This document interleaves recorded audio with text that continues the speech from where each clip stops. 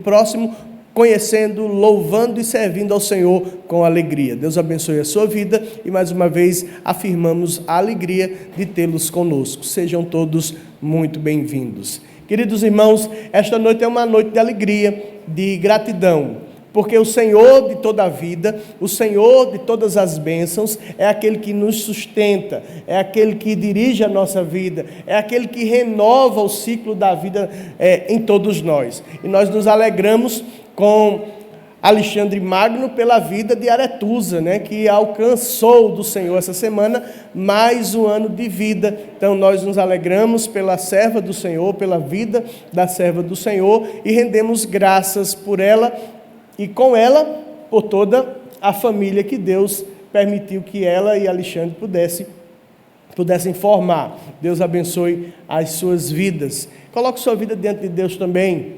Agradeça pelas bênçãos que Ele tem lhe concedido. Agradeça pelos livramentos. Agradeça pelas lutas, porque nas lutas, de alguma forma, nós somos fortalecidos, na medida que compreendemos quem nós somos, a nossa impotência, a nossa fraqueza e quem Deus é. O poder de Deus, a graça de Deus, a misericórdia do Senhor. Então, coloque sua vida diante de Deus, agradeça e intercedamos uns pelos outros. Querido Deus, maravilhoso, eterno e bondoso Pai, como é bom estar em Tua presença.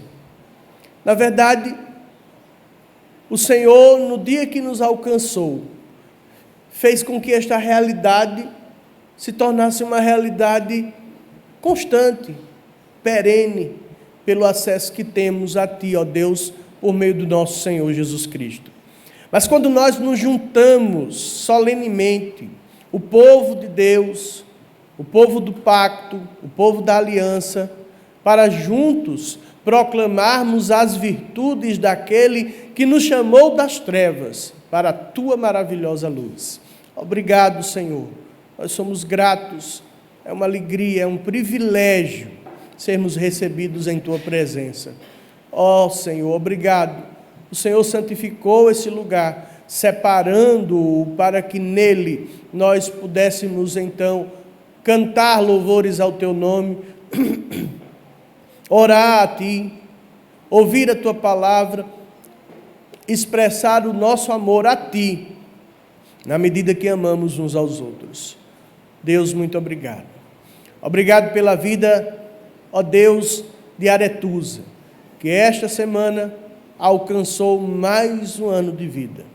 Pai bendito, que o Senhor continue abençoando-a de tal forma que ela cresça na graça, no conhecimento do Senhor e na maturidade cristã que todos nós precisamos crescer. Pai, dá saúde, sabedoria, firma os seus passos para que ela, como mulher, esposa, mãe, profissional, possa Te servir com alegria, aonde quer que o Senhor queira levá-la. Abençoa extensivamente o seu esposo, os seus filhos, que a graça do bom Deus esteja sobre este casal. Pai eterno, queremos colocar diante de Ti a nossa vida. Eu não sei como está a vida de todos os irmãos e aqueles poucos que eu posso ter alguma informação, não a tenho de forma exaustiva. Mas o Senhor nos conhece por dentro e por fora. Ó Deus, o Senhor nos enxerga como nós somos. Pai, Tu sabes das nossas carências, Tu sabes das nossas fraquezas, e o Senhor tem poder e opera em nós, tanto o querer como realizar, conforme a Tua vontade e para o propósito da glória do Teu nome. Por isso Te pedimos, firma os nossos passos na Tua palavra, santifica nossa mente, nosso coração, nossas palavras, nossas atitudes. Ó Pai eterno, firma os nossos passos de tal forma que, seja quais forem as circunstâncias em que estejamos inseridos, que os nossos pés estejam firmes na rocha, que é o Senhor. Ó Pai bendito, Dá, Senhor, que aqueles que estão desvalidos, acamados, enfraquecidos, sejam fortalecidos, sejam erguidos, sejam, ó Deus, supridos em suas necessidades. Ó Pai eterno, opera o restabelecimento da saúde de todos aqueles que estão comprometidos, seja física ou emocionalmente. Liberta, cura, fortalece, glorifica o teu nome. É o que nós te pedimos em nome de Jesus. Amém.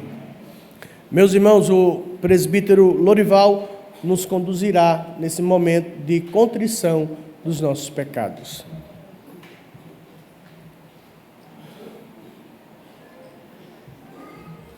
Boa noite, amados. A graça e a paz do nosso Senhor Jesus Cristo, amém? Eu vos convido a abrir a sua Bíblia no Salmo de número 25, no versículo 11. Para você que está em casa, também peço que acompanhe a leitura do texto sagrado. O Salmo 25, versículo 11, diz assim: Por causa do teu nome, Senhor, perdoa a minha iniquidade, que é grande. Nesse salmo, irmão, é um salmo de oração e de confissão, escrito por Davi, onde ele reconhece, no mais íntimo do seu ser, a confiança em Deus e o desejo de ser perdoado. E assim como Davi fez, que reconheceu o seu pecado, que é grande, como nós lemos, e pediu misericórdia ao Senhor, assim eu vos convido, nesta noite, para que baixe sua fronte e possamos fazer, assim como o servo Davi fez, reconhecendo os pecados que são grandes e clamando pela misericórdia e pela graça de Deus. Vamos juntos em oração. Senhor Deus Todo-Poderoso, bendito, louvado, exaltado seja o nome do Senhor. Eis aqui o teu povo, Senhor, e queremos, ó Deus, igual o teu servo, nos humilhar diante da tua presença santa e reconhecer que somos pecadores, de lábios impuros, e fizemos aquilo que não te agrada, quando queríamos fazer aquilo que aprove ao Senhor. Pai, o Senhor nos conhece no mais profundo do nosso ser. Antes mesmo de falarmos, o Senhor já conhece. O Senhor conhece o nosso coração, o coração do teu povo que aqui está, clamando a Ti, pelo mal que fizemos contra o nosso irmão, pelo mal que fizemos contra o próximo, pelo que falamos com o nosso pai, com a nossa mãe, com os nossos filhos. O Senhor o sabe, o Senhor conhece. E agora, ó Pai, colocamos em Tuas mãos, ó Pai, porque sabemos que pecamos de muitas formas, em atos, em pensamentos, Senhor, contra Ti, contra a Tua santidade, ó Pai, e nós sabemos que o Senhor é o Todo-Poderoso, o grande eu sou, aquele que pode nos perdoar, ó Deus, aquele que conhece o nosso coração e sabe quando fazemos de todo o nosso coração, como estamos fazendo nesse momento, ó Pai.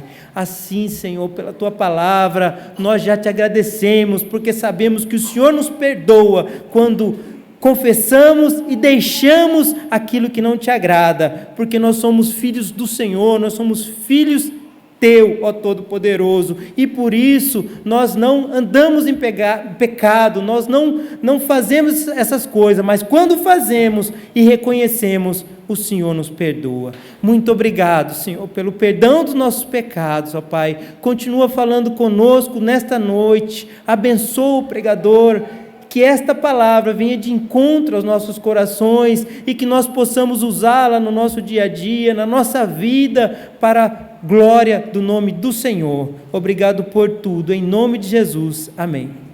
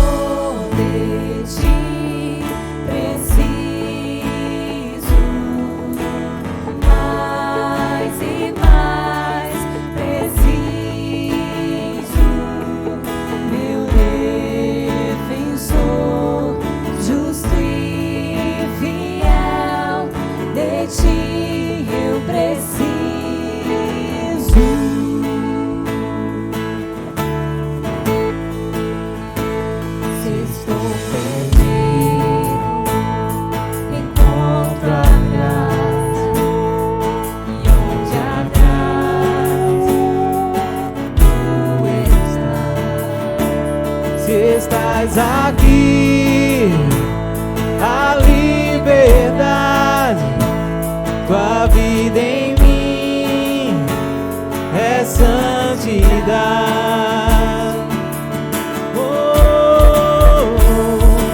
Ó Senhor, de ti preciso, mais e mais preciso, meu defensor, justo e fiel, de ti eu preciso. E quando a tentação surgir e minha vida cante a ti, se eu não conseguir mais suportar, teu amor me guardará. Se eu não conseguir mais suportar, o teu amor me guardará. Oh, ó Senhor, de ti preciso, mais e mais preciso, meu defensor, justo e fiel, de ti eu preciso, meu defensor, justo e fiel, de ti eu preciso.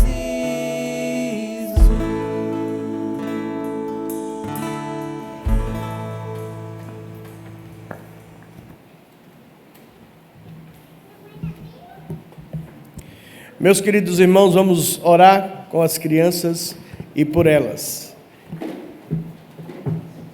E cá, Laís. Pai, ganhou, ioiô, foi pai, quem deu?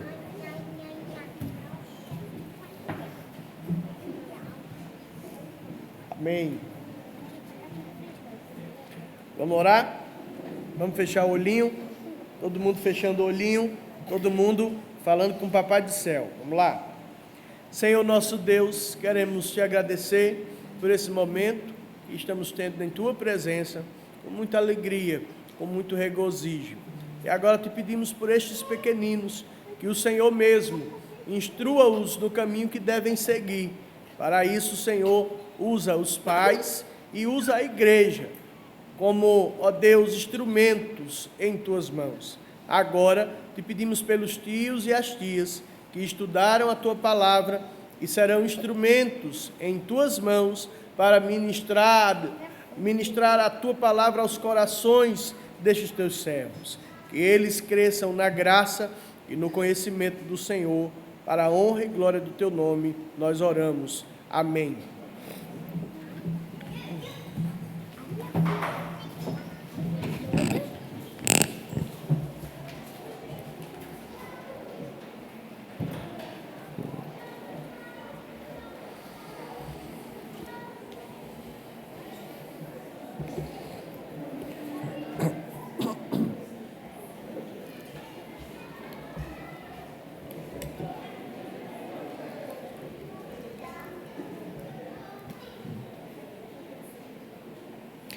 Meus irmãos, vamos abrir a nossa Bíblia em 1 Pedro, capítulo 1, do verso 13 ao 21.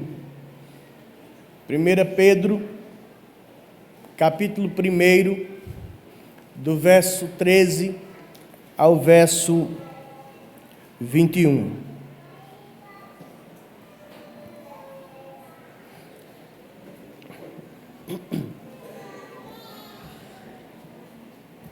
Se você não trouxe o texto sagrado, ou não tem ele instalado em sua Bíblia, ou em seu smartphone, você pode acompanhar a projeção. Por isso, cingindo o vosso entendimento Sede sóbrios e esperai inteiramente na graça que vos está sendo trazida na revelação de Jesus Cristo. Como filhos da obediência, não vos amoldeis às paixões que tinhas anteriormente na vossa ignorância. Pelo contrário, segundo é santo aquele que vos chamou, tornai-vos também vós mesmos em todo o vosso procedimento, porque está escrito: sede santos, porque eu sou santo. Ora, se invocais como Pai aquele que, sem acepção de pessoas, julga segundo as obras de cada um, portai-vos com temor durante o tempo da vossa peregrinação, sabendo que não foi mediante coisas corruptíveis como prata ou ouro que fostes resgatados do vosso fútil procedimento que vossos pais vos legaram, mas pelo precioso sangue, como de cordeiro sem defeito e sem mácula, o sangue de Cristo, conhecido com efeito antes da fundação do mundo, porém manifestado no fim dos tempos por amor de vós, porque por meio dele tendes fé em Deus, o qual o ressuscitou dentre os mortos e lhe deu glória, de sorte que a vossa fé e esperança estejam em Deus. Vamos orar? Coloquemos-nos diante de Deus. Senhor nosso Deus, queremos te agradecer mais uma vez. E lembramos-nos do nosso irmão Elias, que essa semana aniversariou. Juntamos-nos com as mulheres de sua vida, Flávia e Maria Eduarda, e rendemos graças a Ti pela vida do nosso amigo e irmão Elias. Que o Senhor o fortaleça, que a paz que excede todo entendimento seja sempre o arbítrio do seu coração, que ele sempre te sirva e aonde quer que ele esteja, ó Deus, que a tua boa mão esteja com ele. Quanto ao texto que acabamos de ler, que é a tua palavra inspirada, suficiente, inerrante e eficiente, pedimos ao Espírito Santo, que inspirou o texto sagrado no coração e na mente de santos homens do passado, mas que é um texto extremamente atual, que o Senhor ilumine o nosso entendimento de tal forma que possamos compreender a tua vontade, e em compreendendo-a, que o Senhor conduza as nossas vidas de conformidade com a tua vontade. É o que nós te pedimos em nome de Jesus. Amém. Meus irmãos, o verbo regozijar está numa disposição que traz o significado de alguém que encontra-se num estado de alegria. Mas uma outra possibilidade de significado do verbo regozijar-se tem a ver não apenas com alegria, mas com um estado de contentamento. Regozijar-se também significa contentar-se, estar contente, estar satisfeito. Estar satisfeito é estar preenchido. Você não tem necessidade de nenhuma outra coisa. Eu costumo usar como ilustração, já o fiz algumas vezes aqui, quando você chega, dependendo do horário que você almoça, se você atrasar muito, de repente você marcou com amigos, familiar, vai numa churrascaria. Quem gosta de churrasco, vai no rodízio. E aí, se você não fica, eu fico irritadíssimo quando eu chego brocado e o garçom demora a trazer a comida. E aí você vê os garçons passando para cima e para baixo e você não come, você está ali, né, com fome, quer comer. Então, quando você começa a comer, de repente parece que eles vêm todos de uma vez e tudo que lhe é servido você sai comendo, porque você está com fome. A comida tem um sabor diferente, né? Alguém já disse que o tempero da comida é a fome. Então, quando você está necessitado, você come, vai vindo, você não rejeita nada da carne que está sendo passada, dos acompanhamentos e tudo mais. Chega um momento que você não dá conta. Aí você começa a fazer assim, vira lá, se o estabelecimento tiver alguma comunicação visual, você está satisfeito. É nesse momento em que as pessoas mais trazem as carnes. Aí você diz, não quer. Mas é a mesma carne, a mesma comida, que você estava desejoso, que você estava necessitado. Não mudou, o sabor é o mesmo. O que mudou foi a sua saciedade. Você agora está satisfeito. Você não quer. Mesmo que lhe seja ofertado a comida de altíssima qualidade, você não quer. Você está satisfeito. Talvez, de alguma forma, esse entendimento de satisfação nos possibilite imergir no texto que nós lemos para compreender exatamente o regozijo de uma vida que agrada a Deus. O contentamento, a satisfação de uma vida que agrada a Deus. Qual é a vida que agrada a Deus? Qual é o tipo, qual é o padrão de uma vida que agrada a Deus? Para falarmos de uma vida que agrada a Deus, é preciso que nós nos reportemos às informações anteriores que Pedro já estabelece no capítulo 1. Se você faltou à escola dominical, você pode chegar em casa depois e assistir o vídeo que está disponível da primeira pregação, exposta hoje pela manhã, que fala exatamente do motivo, do porquê eu devo, então, viver uma vida que agrade a Deus. Então, Pedro, quando escreve para um grupo de pessoas, de crentes no Senhor Jesus, que estão vivendo em determinada região da Ásia, do entorno do Oriente, pessoas que conheceram o Senhor Jesus e que, porque conheceram o Senhor, tiveram suas vidas transformadas.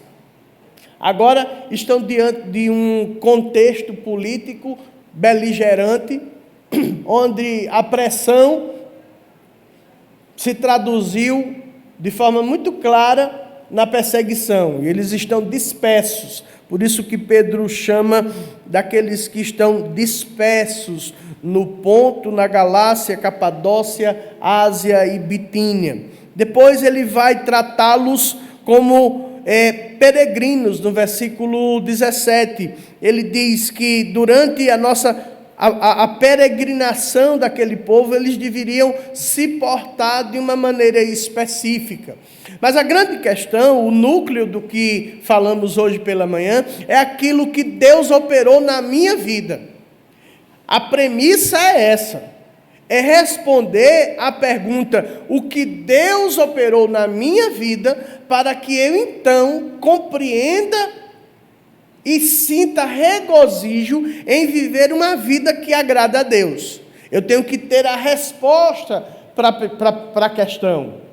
Por que eu tenho que viver uma vida que agrada a Deus? Porque Deus operou na minha vida e na sua vida algo extraordinário.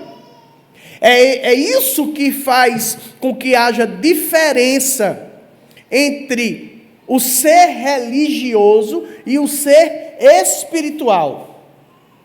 Porque religioso todo mundo é, devoto todo mundo é. Todo mundo é devoto de alguma coisa. Pelo menos ele vai ser devoto de si mesmo, num comportamento, num sentimento narcisista. Todo mundo é devoto de alguma coisa. Todo mundo está preso. Todo mundo adora alguma coisa.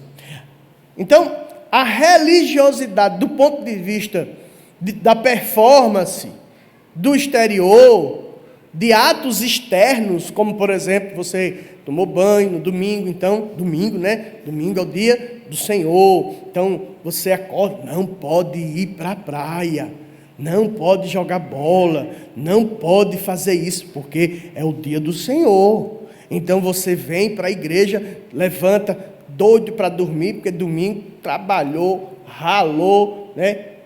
A semana toda levantando cedo, aí no domingo tem que levantar cedo, porque o domingo é o dia do Senhor, né? E aí, às vezes, a gente não compreende a profundidade do que significa o dia do Senhor. Aí no domingo à noite você diz, mas eu não fui de manhã? Por que eu tenho que ir de noite também? Não basta ir de manhã, tem que ir de manhã e de noite. É tudo a mesma coisa, são os mesmos hinos. Paulo só brinca um pouquinho, trocando um para lá, outro para cá. É a mesma banda, é a mesma performance, a gente senta no mesmo lugar, nas mesmas posições. Só um grupo que hoje resolveu sentar um pouco diferente, mais para cá, né? Então assim, mas é a mesma coisa, não muda muito, né? Não muda nada, né? É muita rotina. O pastor diz as mesmas coisas, fala sobre o mesmo livro, fala sobre o mesmo Deus. Coisas, inclusive, que eu já ouvi. Que saco. É porque a religiosidade sem propósito é pesado. É sem vida, não produz. Sabe, é ferro com ferro, sem o óleo. O óleo do motor é importante porque faz com que todas as engrenagens funcionem sem que haja um superaquecimento. É assim que funciona. Então, para que eu compreenda que a minha expressão espiritual de vida não está na superficialidade de ações externas religiosas, eu preciso compreender o que Deus fez na minha vida. Isso é determinante. Se eu não compreender o que Deus fez na minha vida, aí ninguém aguenta. É fardo. É peso, é chato, é sem graça. O que foi que Deus fez em nossa vida? Está no texto. Eu não vou pregar o texto de manhã, mas apenas para tê-lo como referencial e entender o que é o regozijo de uma vida que agrada a Deus. Mas Pedro vai falar aqui o que foi que Deus operou na nossa vida. Ele nos regenerou. Somente aqueles que passaram pela experiência da regeneração, que o verbo nós estudamos aqui, quer dizer, passar pelo processo de uma nova vida, uma mudança de mente, somente quem passou por esse processo de regeneração, e que esse acontecimento não dependeu e não depende de alguém, somente Deus. Por isso que Pedro diz, olha o que é que ele diz: o Senhor nos regenerou, nos deu vida. Se nos deu vida, é porque a situação de outrora era de morte. Então Ele nos deu vida, e essa nova vida nos trouxe uma nova disposição de mente, de valores. Houve uma mudança de valores, e quando há uma mudança de valores, o meu comportamento é alcançado, é atingido. Os meus valores são mudados. Então, no momento em que os meus valores são mudados, o que eu penso, o que eu falo e o que eu escolho passa a ter outro padrão. Entendeu? Então, é preciso que nós possamos compreender o que Deus fez. Foi o que Deus fez na sua vida? Deus fez alguma coisa na sua vida? Deus lhe alcançou e lhe regenerou, mudou a sua vida, perdoou os seus pecados. Você tem a certeza de que você vai morar no céu? Porque se você não tem certeza que vai morar no céu,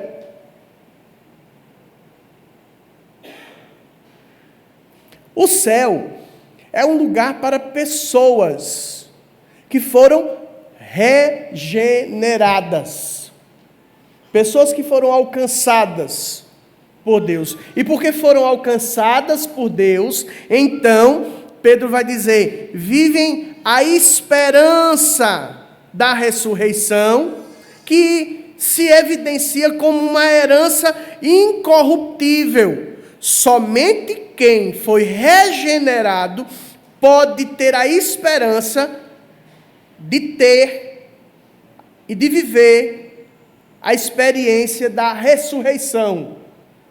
Quem nasceu de novo é filho de Deus, é servo de Deus, pertence a Deus, e não depende de quem quer, como Paulo falou em Romanos, não depende de quem quer e não depende de quem corre, porque não é assim, eu quero e conquisto, eu quero e alcanço. Não, nesse sentido, a minha vontade, o meu querer, não são determinantes para que isso aconteça. Então, por isso que a herança, que vem da esperança no Senhor Jesus, é uma herança incorruptível, que não perece, mas é permanente, porque o versículo 5 vai dizer: sois guardados pelo poder de Deus mediante a fé para a salvação, preparada para revelar-se no último tempo. São aqueles que foram alcançados por Deus e que, portanto, são novas criaturas, porque as coisas velhas já passaram, e como Paulo diz em Romanos capítulo 8, aqueles que estão em Cristo já estão sem condenação. Agora, pois, já nenhuma condenação há para aqueles que estão em Cristo Jesus. Não há. Paulo vai dizer: a cédula de vida, um escrito de dívida que era contra nós, Deus rasgou, porque em Cristo Jesus, no sangue de Jesus, nós acabamos de cantar, fomos resgatados, regenerados. Ok? Então, quem são aqueles que vivem uma vida ou compreendem o regozijo de uma vida que agrada a Deus? São aqueles que foram regenerados. Somente aqueles que foram regenerados podem viver uma vida que agrada a Deus.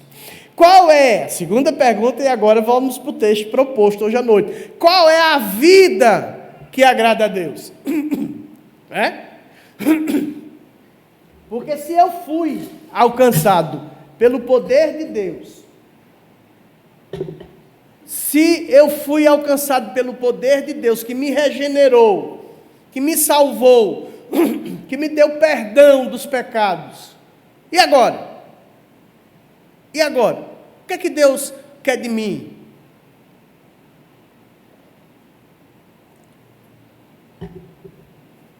Agora vamos ao texto que nós lemos hoje à noite.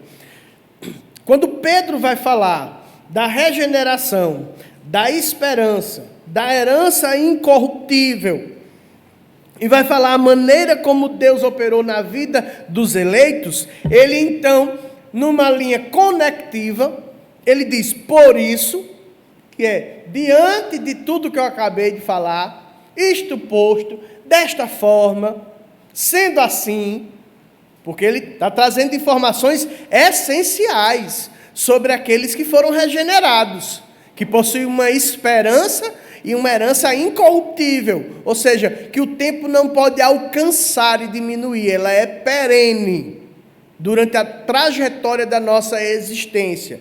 Isso posto, desta forma, desta maneira, ele diz: por isso, cingindo o vosso entendimento, sede sóbrios e esperai inteiramente na graça que vos está sendo trazida na revelação de Jesus Cristo. O primeiro ponto que nós encontramos, que nos traz a resposta à pergunta: qual é a vida que agrada a Deus, e o regozijo que eu tenho que ter nesta vida, porque Deus, posto que Deus operou na minha vida a regeneração, então a vida que agrada a Deus é aquela vida cujo indivíduo se porta desta maneira, cingindo o vosso entendimento. O verbo cingir remete-nos ao período em que tanto as mulheres como os homens, no período bíblico, usavam vestidos, ou algumas roupas onduladas.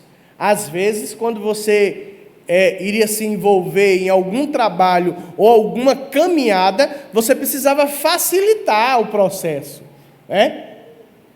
Quem é do interior, lembra das lavadeiras, que iam para a beira dos rios, naquelas pedras grandes, levando aquelas roupas, tecidos em bacias grandes, com sabão amarelo de pedra, e iam para a beira dos rios. Muitas vezes, algumas iam com vestidos. E o que é que elas faziam?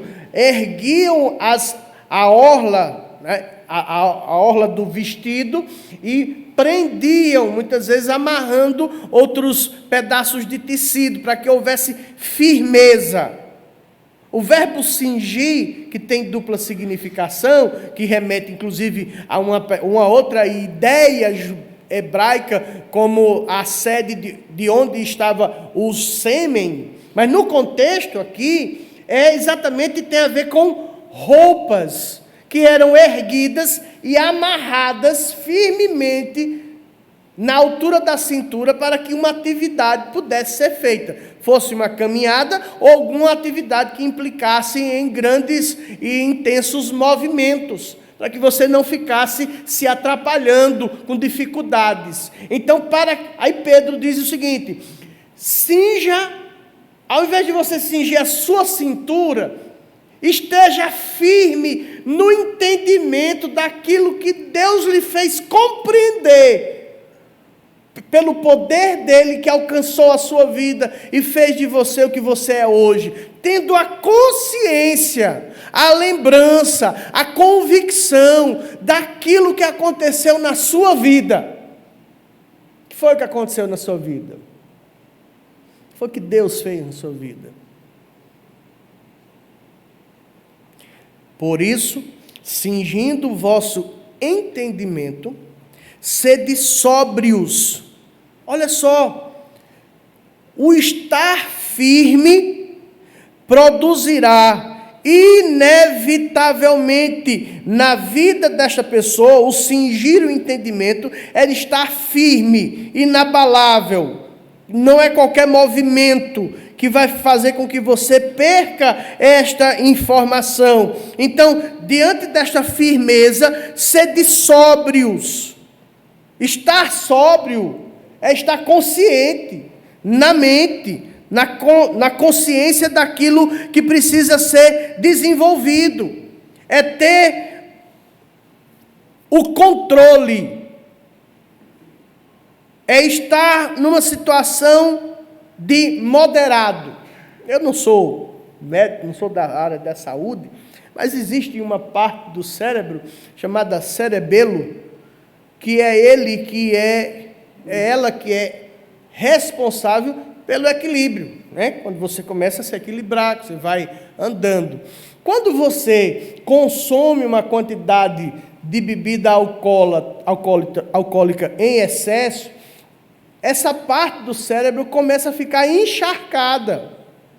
É por isso que você encontra os bêbados desequilibrando-se, caindo pelos cantos das ruas, porque essas pessoas perderam o controle.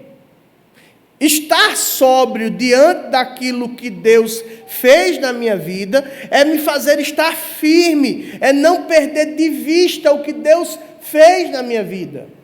Às vezes nós perdemos de vista o que Deus fez na nossa vida. Nós nos acostumamos e imaginamos que o propósito de Deus ter feito alguma coisa na nossa vida é para que Ele pudesse, então, derramar bênção sobre nós. E é claro que isso é bom, quando Deus tem propósito de nos abençoar mais e mais. Mas Pedro está dizendo: por isso, cingindo o vosso entendimento, estando firmes, vivam de forma controlada, moderada.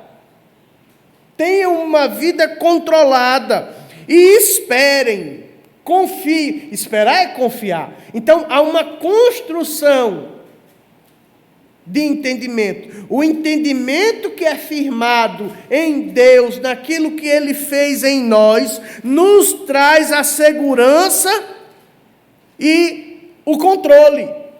É Deus quem nos traz o controle. É Deus quem direciona a minha vida. Por isso eu posso ter confiança, esperar em Deus. Esperai inteiramente na graça que vos está sendo trazida na revelação de nosso Senhor Jesus Cristo. Pedro não deixou de falar da esperança e nem da herança incorruptível. Ele está falando do modo de vida linkado com aquilo que Deus havia feito na vida dele, como na vida dos irmãos. Então, primeiro ponto que precisamos compreender é que precisamos estar centrados em Deus. Quando nós estamos centrados em Deus, nós estamos firmes, nós estamos estabilizados, podemos esperar com confiança, porque Deus haverá de executar o seu propósito em minha vida. Então, depois de estar firmes em Deus, Pedro continua: como filhos da obediência, porque ele agora entende o reflexo do que é estar em Cristo, o reflexo, a conclusão daquilo que Deus operou regenerando. Uma vez regenerados, nós nos tornamos filhos de Deus. Mas uma das coisas que mais caracterizou a vida terrena de Jesus e o seu ministério foi o quê? A obediência. A obediência. Em todas as circunstâncias na vida terrena de Jesus, Jesus estava focado em obedecer. Jesus tinha interesse em obedecer.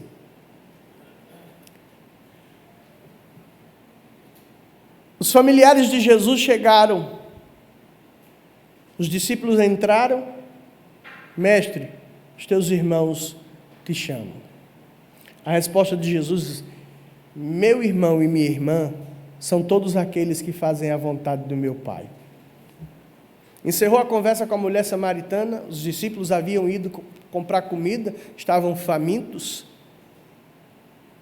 Jesus ficou esperando, ali perto do poço. Uma mulher chegou, solitária, para buscar água. Um diálogo se processou, os discípulos chegaram. Estranharam o mestre conversando com uma mulher samaritana, não disseram nada. No momento oportuno disseram: porque foram buscar comida. Mestre, come. Cristo responde: a minha comida e a minha bebida consiste em fazer a vontade daquele que me enviou. Então a vida de Cristo, como Filho de Deus, era pautada numa vida de obediência. Pedro, então, compreendendo aquilo que João, no capítulo 1, diz: veio para os que eram seus, mas os seus não o receberam, mas todos aqueles que o receberam, deu-lhes o quê? O poder de se tornarem filhos de Deus, a saber os que creem no seu nome. Aquela ideia, quantos filhos Deus tem? A resposta certa é um. E João, capítulo 3, versículo 16, nos ajuda a compreender, porque Deus amou o mundo de tal maneira que deu seu único Filho, para que todo aquele que nele crê não morra, mas tenha a vida eterna. Todos aqueles que estão em Cristo são transformados, passam a ser filhos de Deus. Pedro, que já sabia dessa teologia, compreendia tudo isso, resume, trazendo uma orientação, disse: olha, estejam firmes, cinjam o vosso entendimento, que a compreensão daquilo que Deus fez na vida de vocês, estejam firmes, não vacilem.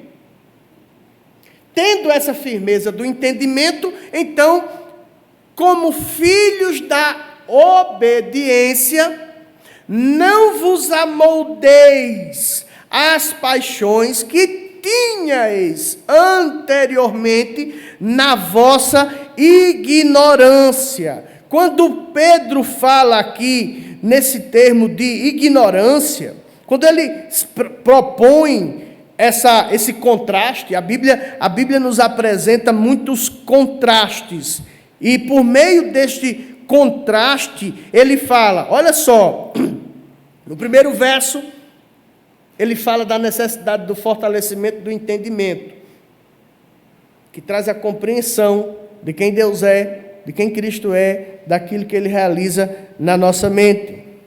Aí, agora, ele diz, já que vocês alcançaram o entendimento da bondade de Deus, agora vocês devem viver como filhos da obediência, e não se moldem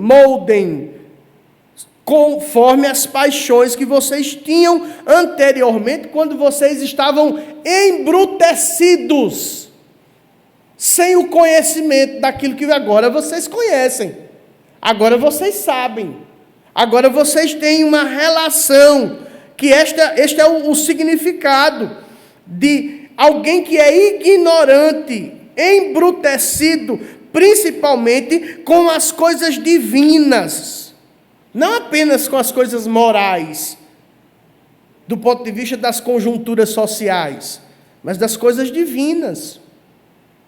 Paulo vai falar em Romanos capítulo 4, não há quem entenda, não há quem busque a Deus, porque todos se desviaram e a uma se fizeram inúteis. Mas Deus mudou a nossa sorte, por isso que Paulo vai falar em Romanos 12, do versículo de 1 a 3, quando no versículo 3 ele diz, e não vos conformeis com este século. Eu disse Pedro ou Paulo? Paulo em Romanos capítulo 12, porque Pedro aqui, parece que participaram da mesma aula. Enquanto Paulo, em Romanos capítulo 12, versículo 3 diz, e não vos conformeis com este século, Pedro vai dizer, não vos moldeis às paixões. Ele está falando a mesma coisa. Ele está dizendo que eu não posso tomar a forma. Benício ganhou, lá vem Benício me ajuda muito, né? Tem contribuído bastante. Benício ganhou umas massinhas, ele é fã de massinha, de modelar. E uma vez ele ganhou um kit de massinhas que veio com moldes. Ele começou a brincar. Aí eu comecei a estimular. Tinha peixinho, tinha polvo, tinha isso, aquilo outro. Eu disse, o que é isso aqui? Ele disse, é um peixinho, papai. Eu disse, não, isso não é um peixinho não, pai, isso é a massa. E ele, não, é um peixinho, papai. Aí eu fui conversando com ele, ele disse, não, papai. Aí ele falou, você coloca aqui e vai fazendo a forma de um peixe. Eu disse, é isso mesmo. A massa vai se amoldando ao molde. O que Pedro está dizendo, e Paulo diz, é que nós não podemos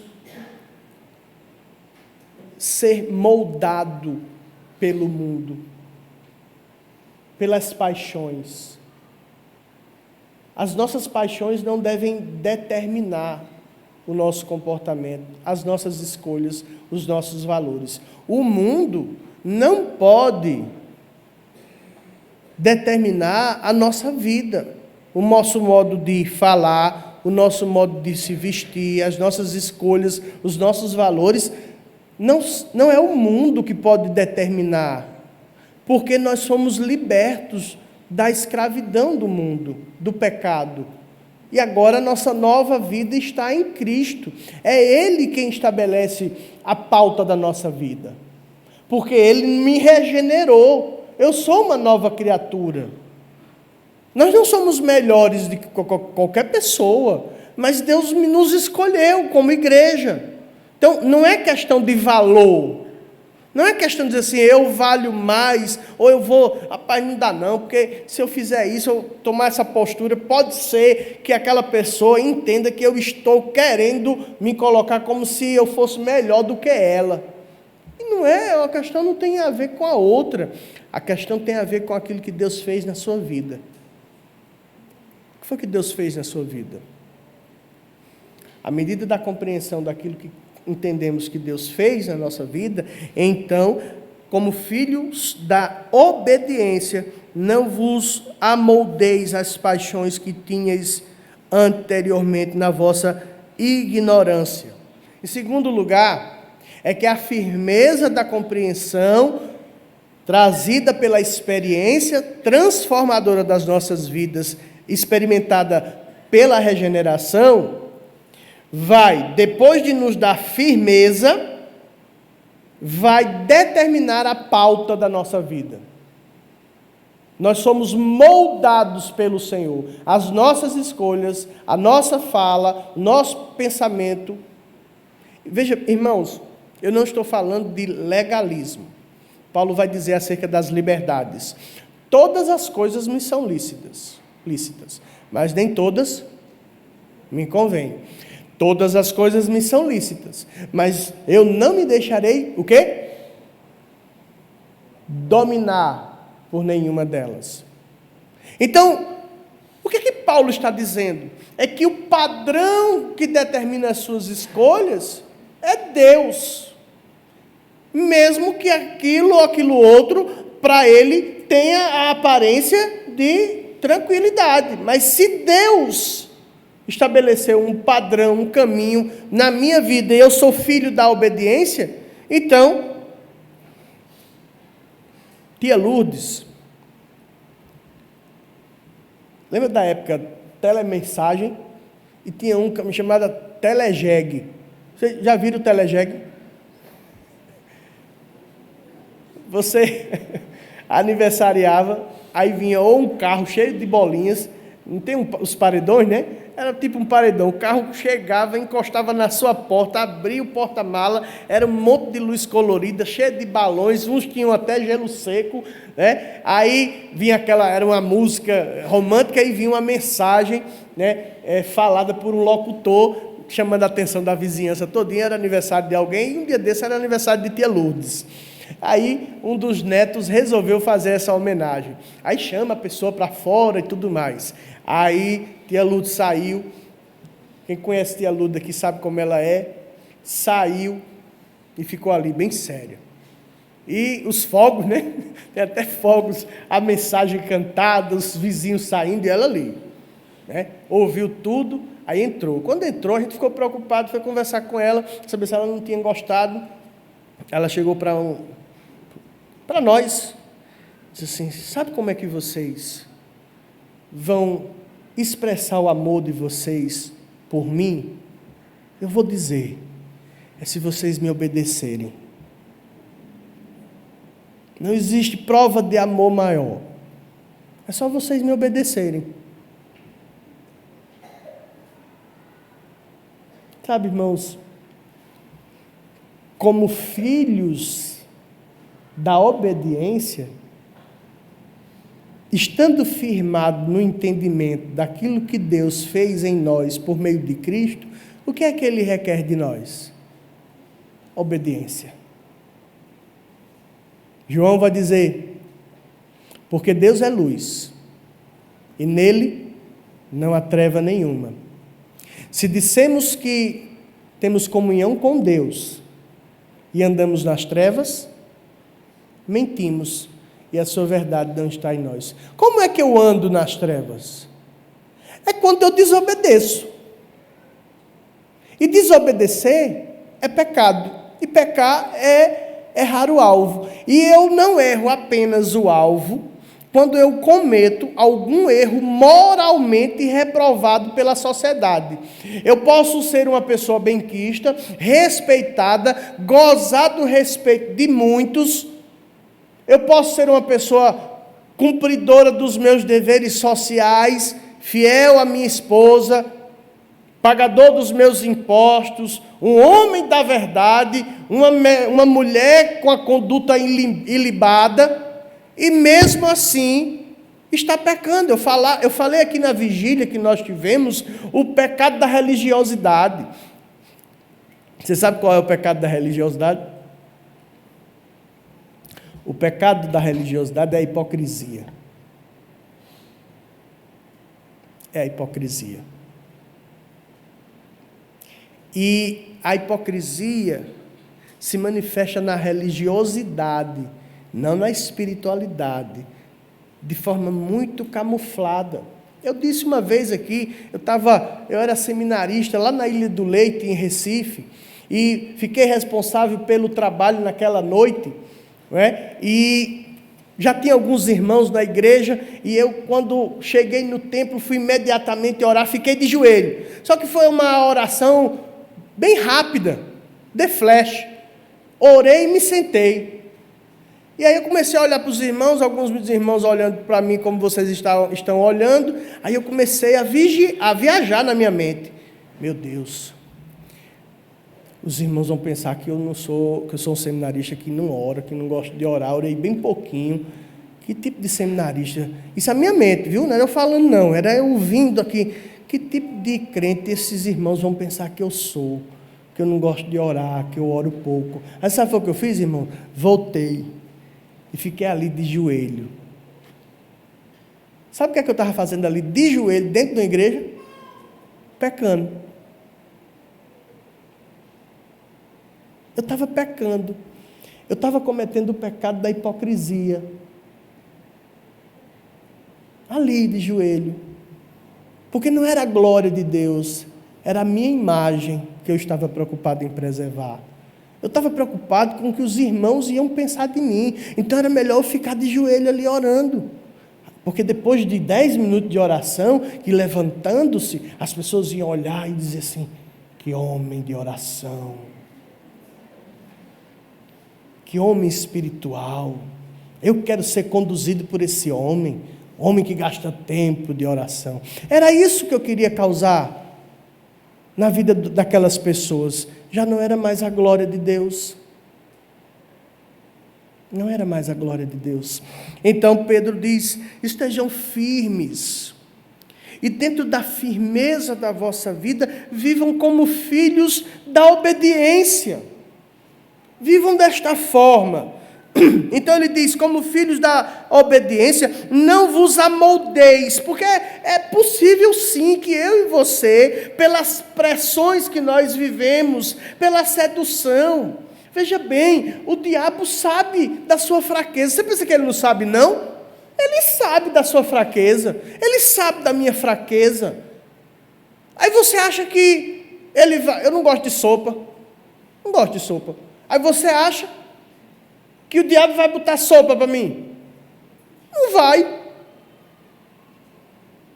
Ele vai botar aquilo que eu gosto, aquilo que você gosta, porque é o que você gosta que balança você, é o que lhe seduz, é o que tem domínio sobre você. Isso é o que o diabo quer, é que nós sejamos seduzidos. E aí, às vezes a gente coloca, eu não sou advogado do diabo, mas às vezes a gente coloca a culpa no diabo sobre coisas que nem é culpa dele. Ele é o camareiro do hotel. Ele vai lá, arruma a cama, deixa toda pronta. Quem é que deita? Muitas vezes você e eu. A cama está lá. Eu e você que vamos lá e nos deitamos como desobedientes. Mas Pedro vai dizer, não tome a forma, não se deixem controlar por estas coisas, não se moldem às paixões que vocês tinham na ignorância, porque agora a mente de vocês foram alcançadas, esclarecidas. Então, vivam desta forma. Então ele diz, versículo 15, terceiro e último lugar. Primeiro, é estar firme. Segundo, é obedecer a Deus. Terceiro, pelo contrário, versículo 15. Segundo é santo aquele que vos chamou, tornai-vos santos também vós mesmos, em quê? Em todo o vosso procedimento, porque escrito está, sede santos, porque eu sou santo, numa referência a Levítico capítulo 11. Aqui nós precisamos entender uma coisa. Nem eu e nem você vamos ser santos como Deus é santo. Entendeu? A gente não vai ser santo como Deus é santo. A questão aqui é que Pedro está apontando para nós um padrão, um modelo. Nem quando estivermos na glória com Deus, seremos santos na dimensão da santidade de Deus. Mas aqui, o que Pedro está dizendo é: tenham-no como padrão, para que vocês tenham o referencial de santidade, que não é viver legalismo. Irmãos, nós somos uma igreja equilibrada. Nós não adotamos, não abraçamos usos e costumes. Nós devemos entender que Cristo nos libertou dos rudimentos religiosos para viver a liberdade, o propósito de Deus. O que vai determinar as minhas escolhas é aquilo que hoje pela manhã eu disse: você vai falar? Fale. Você vai escolher? Escolha. Você vai fazer? Faça. Você vai pensar? Pense. Seja o ser humano que Deus fez você ser. Usufrua da criação, de tudo que Deus colocou à nossa disposição. Agora, a grande questão é: pergunte, Deus vai ser glorificado nessa minha palavra? Deus vai ser glorificado nesse meu pensamento? Deus vai ser glorificado nessa minha atitude, nessa minha escolha? E se a resposta à sua consciência for não, o que é que você vai fazer?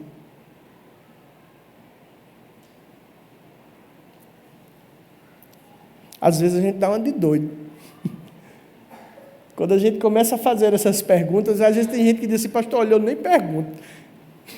É melhor nem eu perguntar a minha consciência, que é por isso, porque... Sabe quem é o nosso juiz, irmãos? O nosso juiz é a nossa própria consciência. Nós sabemos quando pecamos. Sabemos. Sabe por que a gente sabe? Porque o Espírito Santo de Deus habita na mente e no coração de todos aqueles que lhe pertencem. Aí tem gente que diz: pastor, nem vou perguntar se aquela minha escolha, o meu pensamento, a minha fala, a minha atitude vai glorificar a Deus, porque senão... Mas a grande questão é que quando nós perguntamos isso, e sabe, irmãos, tantas vezes eu tenho pedido perdão a Deus por praticar as atitudes legítimas, corretas, mas a motivação do meu coração não é correta. A motivação do meu coração não é glorificar a Deus. Mas eu fui regenerado, eu fui transformado. Agora eu estou firme no entendimento que Deus colocou no meu coração e na minha vida. Eu estou vinculado à esperança, que não é corruptível. Ela é firme, perene, permanente. Eu estou firme, inabalável em Cristo Jesus, que é a nossa rocha. Então ele diz: sejam santos. Ser santo, não confunda ser santo com ser legalista.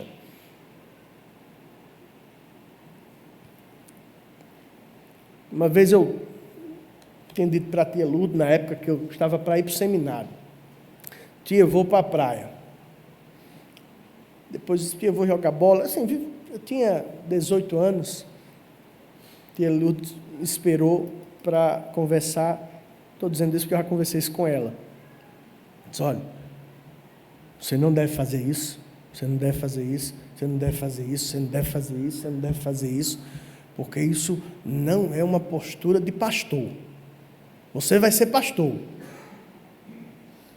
Aí foi um processo para mostrar a ela que o mais importante não era o aspecto externo, era o aspecto interno. Mas quando o aspecto externo fere o aspecto interno, nós precisamos dizer não. Quando um princípio bíblico é ferido, nós estamos pecando. E precisamos viver a santidade que Deus tem para nós. Então, ser santo é ser separado. Eu preciso compreender que no ato da regeneração que Deus operou na minha vida, a firmeza que Ele me possibilitou agora viver é para que eu entenda que eu sou separado. A oração de Jesus em João capítulo 17. Não peço que os tire do mundo. Cristo está orando pela sua igreja. Ele diz assim: Senhor, eles não são do mundo, como também eu não sou. Olha a verdade declarativa que Cristo diz para a igreja. Eles não são do mundo, como eu também não sou. Eu não estou pedindo, Pai, que o Senhor os tire do mundo, mas que o Senhor os guarde do mal. Nós somos a igreja do Senhor, chamados para vivermos a santidade de Deus. O apóstolo vai dizer: filhinhos, não pequeis. Se todavia pecardes, temos um advogado junto ao Pai. Capítulo 1, versículo 8, vai dizer que se dissermos que não temos cometido pecado, fazemo-lo mentiroso e a sua verdade não está em nós. Se confessarmos os nossos pecados, Ele é fiel e justo para nos perdoar os pecados e nos purificar de toda iniquidade.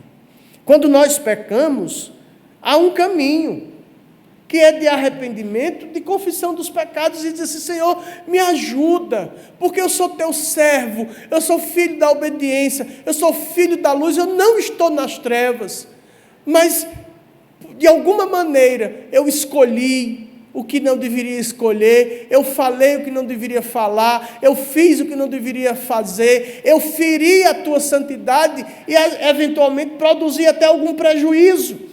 Porque às vezes o nosso pecado fere a santidade, às vezes não, sempre o nosso pecado fere a santidade de Deus e às vezes trazem consequência a outra pessoa. Porque todo pecado é primeiramente contra Deus. Então, irmãos, o que é que Deus quer que nós entendamos como sendo o regozijo de uma vida que agrada a Deus? O regozijo de uma vida que agrada a Deus é aquela vida que é vivida dentro da vontade de Deus no quesito da santidade, do desejar a santidade. Nós precisamos desejar a santidade, a vida santa. A vida santa na vida do homem casado, na vida do homem solteiro, na vida da moça solteira, da jovem, do adolescente, do senhor, da senhora, de todos aqueles que foram alcançados pela graça de Deus, que operou na nossa vida a regeneração.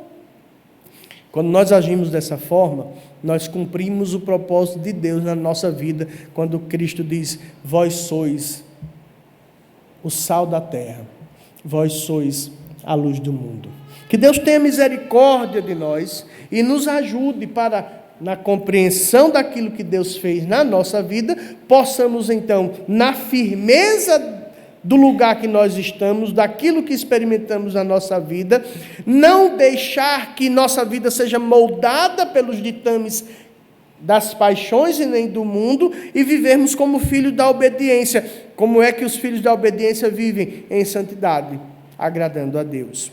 Que Deus em Cristo Jesus nos ajude, porque somente Ele pode nos sustentar, somente Ele pode nos conduzir, como Pedro diz: ora, se invocais, versículo 17, se invocais como Pai aquele que sem acepção de pessoas julga segundo as obras de cada um, portai-vos com temor. Temor aqui no duplo sentido. Que nós precisamos temer a Deus, porque Ele disciplina as nossas incontingências. Mas precisamos temer a Deus no sentido de viver obediente. Temer aqui é viver obediente. Portai-vos com temor durante o tempo da vossa peregrinação. Viver obedientes. Que Deus nos ajude e nos sustente nesta peregrinação que todos nós fazemos parte. E agora, queridos, é somente pelo poder de Deus, pela graça de Deus, é que nós devemos compreender que a vida cristã ela é feita de propósitos, encontros e propósitos que transformam